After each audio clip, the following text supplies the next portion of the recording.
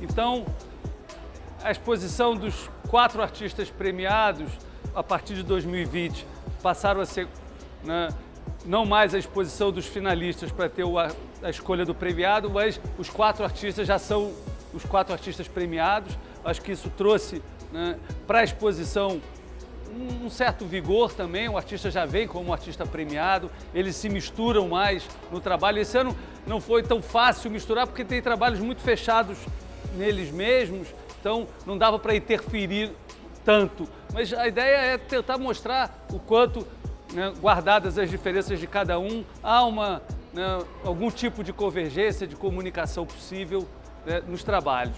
Mas o que importa é que, né, os 4 artistas premiados foram premiados num conjunto de 61 artistas indicados, né? Eles são indicados, como eu disse, por um grupo, né, de indicadores que varia, mas geralmente tem em torno de 25, 30 pessoas que podem indicar até 3 artistas, e tem indicadores do Brasil todo, né? E tem alguns também estrangeiros com um olhar para a arte brasileira. Então, o fato é que, né, nunca é simples passar de 61 artistas que já foram filtrados por esses indicadores para chegar a esses 4. E não é simples, mas o resultado é sempre muito gratificante.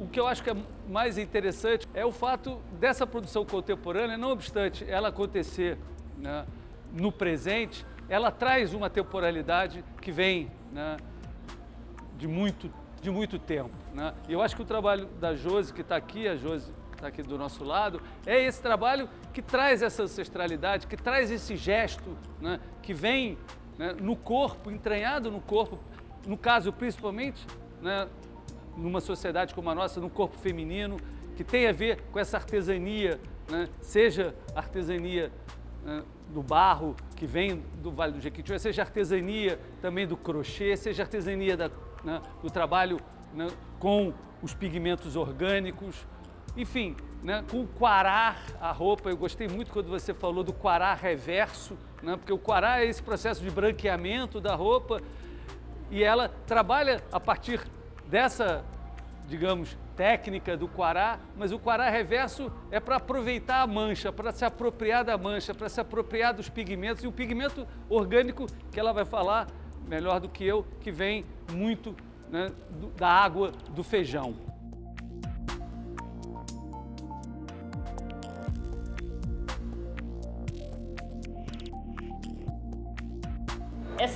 Aqui eu tenho então essa pesquisa, né, que o Camilo falou desse quará reverso, que é um procedimento que tem várias camadas para mim, mas é um procedimento que guia o meu olho para encontrar a possibilidade do pigmento, né? Porque o que cai na roupa e pode manchar e trazer um problema, né, é uma coisa que vai ser bom para pintar, né?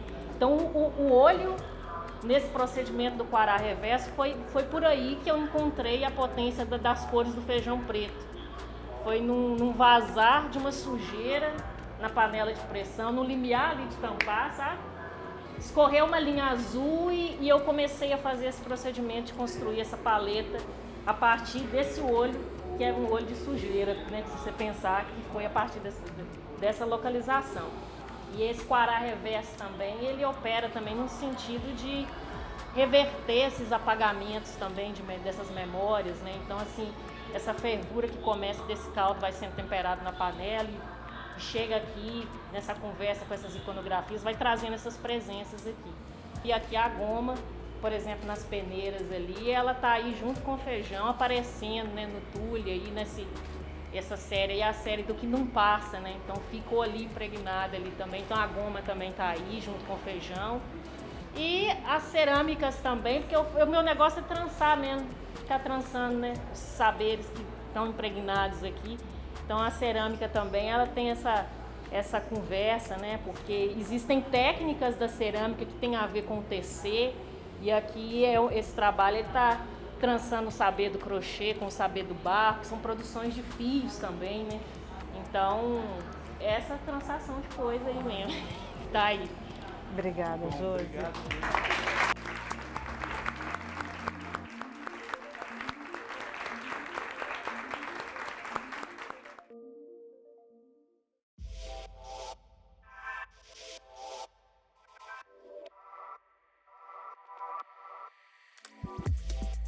Bom, gente, depois da Josi, que veio desses pigmentos orgânicos, a gente veio para esse pigmento inorgânico, né, que está aqui, das novas tecnologias, mas que são manipulados, né, por uma subjetividade que tem lugar, que tem corpo, que tem raça, que tem voz e que mistura essas narrativas, digamos, futurísticas que tem na ficção científica, que tem nessa estética de games, com uma subjetividade que está sempre meio que desconstruindo a adesão imediata à tecnologia, a essa linguagem que está aí, né, como uma ramificação da nossa voz, né, em todas essas plataformas, em todo esse mundo que durante esses 2 anos de pandemia foi a possibilidade de conexão e ao mesmo tempo, né, um lugar também, né, de isolamento,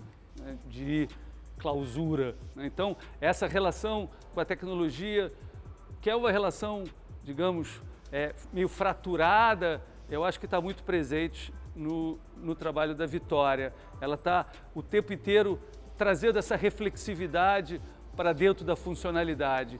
Então, tem toda essa tentativa, né, de trazer a tecnologia para dentro da subjetividade e levar a subjetividade para junto da tecnologia, coisa que a tecnologia estranha, né, da mesma maneira que a subjetividade estranha, né, o atravessamento, né, da sua aceleração.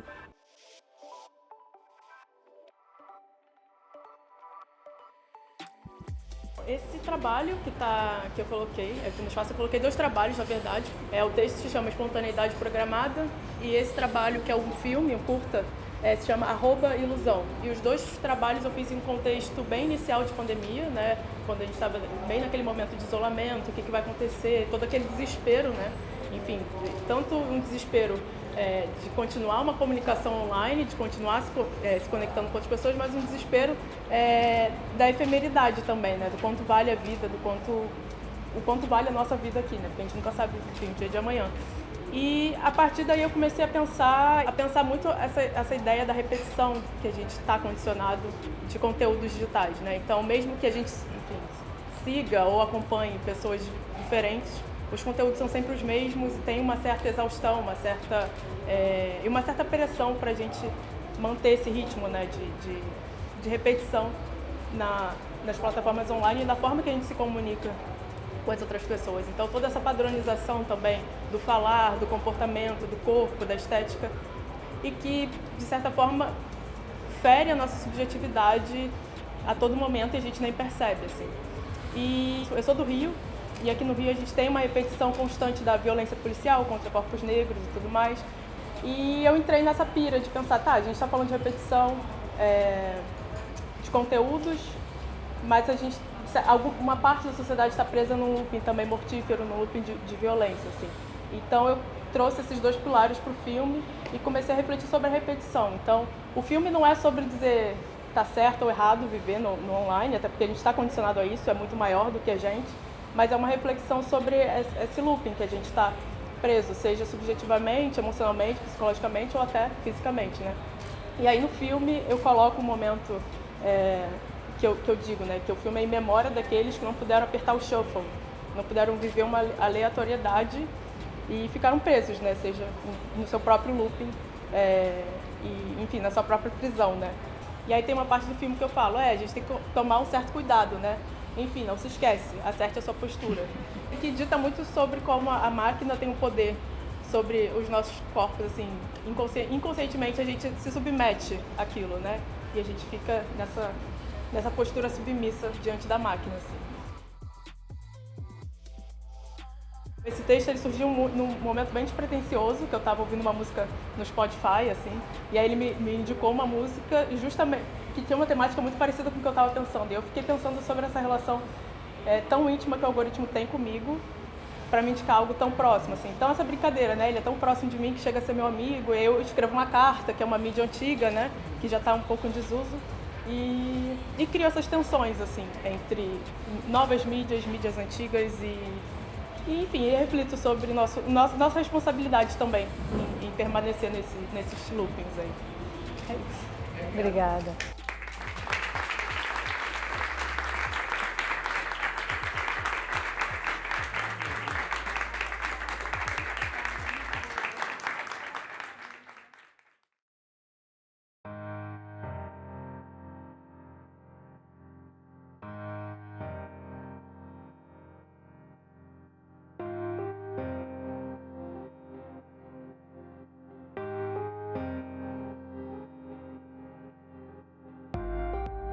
Aqui a gente está no trabalho da Uira, é uma artista trans, como ela diz, né, de 2 espíritos.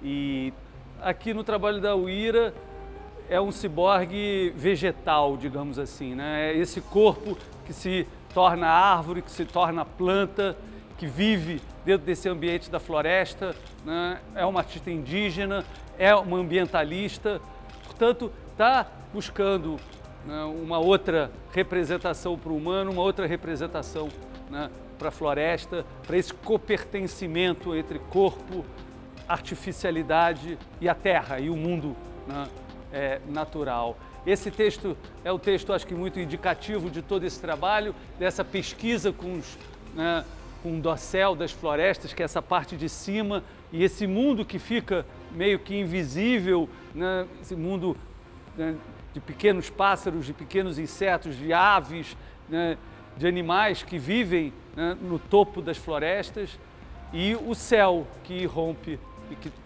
deixa a visão passar e que vai momentaneamente construindo também alguma figuração de animais imaginários que a gente pode ir vendo nessas brechas, né, do dossel das florestas. Então, essa é a nossa casa, né, o planeta é o nosso lugar, e quem, né, produz a partir, né, do Amazonas e da Amazônia, eu acho que traz isso de uma maneira muito mais potente, né? E eu acho que o trabalho da Uira está aí dentro, né, mostrando, né, e reverberando toda essa potencialidade. Essas 2 imagens aqui, né, são meio autorretratos, tem a ver também com essa presença, né, muito misturada dela com o ambiente natural, né, e ela se integra, né, completamente com a floresta e está olhando, né, de lado esse dossel, buscando, né, enxergar, observar esses animais que ficam aí, né, nas copas das árvores. Restam quantos céus? Bom, ela não está aqui para, né, falar, infelizmente, mas olha, os aplausos para ela.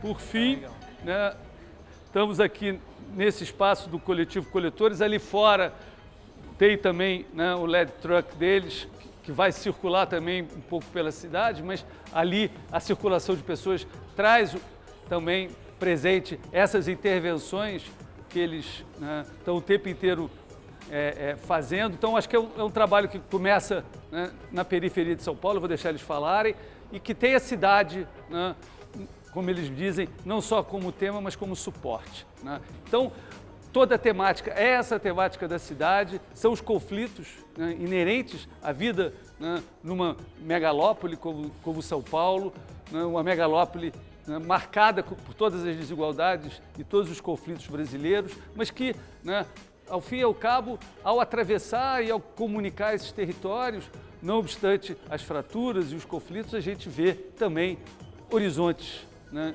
de potencialidade, de possibilidade, que não, né, escondem os conflitos, mas que atravessam os conflitos. E, né, a voz, o canto, né, as imagens estão tentando, né, mostrar isso e ultrapassar isso. Acho que o sinal é encontrar essas brechas possíveis, né, dentro desse país que está bastante murado e dividido.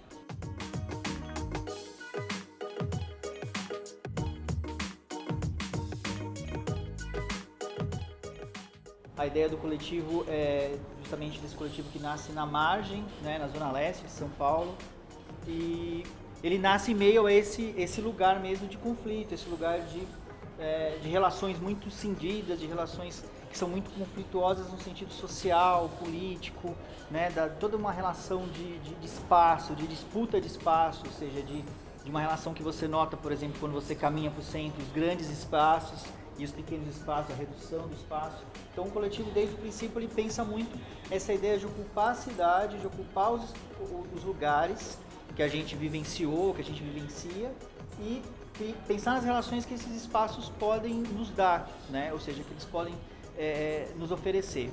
O coletivo trabalha muito a ideia da memória, então a ideia, por exemplo, dos apagamentos de memória, a ideia dessa memória que se foi, né? Então um pouco da exposição a gente pensou em fazer esse apanhado de coisas e de signos que fazem referência a essa produção, tentando trazer para cá um recorte tanto digital, mas que também é manual, porque também tem um traço ali feito à mão. Ele é, por exemplo, sonoro, visual, ele tem fotografia, ele tem intervenção, ele tem uma ideia de efêmero, né, dentro dele, mas ele tem uma ideia de permanência, né, de continuidade desse processo. Ele vai se perpetuando ali pelos registros, pela pós-produção. Uma coisa interessante que a gente quis trazer, muito do nosso trabalho, a gente não tem um ateliê, a gente não tem um estúdio, não temos uma produtora, não temos uma galeria. Então nossa produção ela acontece em trânsito, ocupando a cidade, ocupando os espaços. Então muito da proposta da nossa participação dentro da exposição foi de pensar esse espaço como o nosso ateliê. Então lá no primeiro ponto você tem um paredão todo pichado, né? Então a gente tem um rolê com picho lá na frente, mais à esquerda a gente tem as bandanas, que é um outro trabalho, que é uma outra pesquisa que envolve já um trabalho gráfico, uma coisa manual, que tem muito a ver com movimentos sociais e movimentos coletivos, movimentos que lutam por direitos humanos. Então muito da nossa produção ela é espelhada e ela acontece muitas vezes em diálogo ou até mesmo em fricções com relação a esses movimentos culturais que a gente chama de movimentos insurgentes, né? Então, por exemplo, a bandana, que é um signo utilizado por diferentes movimentos coletivos em diferentes fases do mundo, mas que são movimentos normalmente marginalizados, desde de você pensar os bandidos do Velho Oeste, a você pensar as gangues nos Estados Unidos, ou em muitas comunidades LGBTQIA+, que utilizavam as bandanas como uma diferenciação por suas preferências, por suas visões, por suas comunidades. Aqui a gente tem um outro tipo de trabalho que é, digamos, se a gente tem o picho, que é o que a gente tem mais próximo da origem da humanidade, dos primeiros homens, vamos dizer assim, aqui você já tem, digamos assim, um outro olhar que é o extremo do efêmero, o extremo do digital, que é uma série que a gente fez um híbrido, ela está sendo projetada aqui presencialmente, mas ela foi criada como uma série NFT, ou seja, a gente faz uma ponte entre diferentes narrativas, mas ao mesmo tempo as linguagens elas são as mesmas, porque infelizmente as discussões que a gente passa, que é de violência, que é de perseguição, que é até mesmo, vamos dizer assim, de exclusão social, elas vão acontecer muito da mesma maneira. Aqui a gente tem uma video performance projetiva, que é um trabalho chamado Nego. Ele é um trabalho que ele faz uma compilação de frases que pessoas pretas costumam ouvir ao longo da sua existência. Então, é dessa compilação que nasce essa performance Nego. E por último, mas não menos importante, a gente tem um recorte fotográfico de diversas intervenções que a gente faz em prédios históricos. E aí a gente tem um modus operandi que é espaços de memória que a gente costuma intervir, que são memórias que foram apagadas, e a gente costuma então fazer uma projeção para trazer à tona as memórias desse lugar, a história desse lugar, e ao mesmo tempo existe uma outra maneira que a gente chama de pujanças editadas, que são espaços de memória que tiveram suas memórias editadas para que eles parecessem melhores do que eles são em sua origem. E aí a gente costuma então fazer ativações desses espaços para que as pessoas conheçam não só a história daquele lugar, mas a própria história, essa linha temporal que ela foi de alguma maneira apagada ou teve a sua, digamos assim, a sua pujança editada.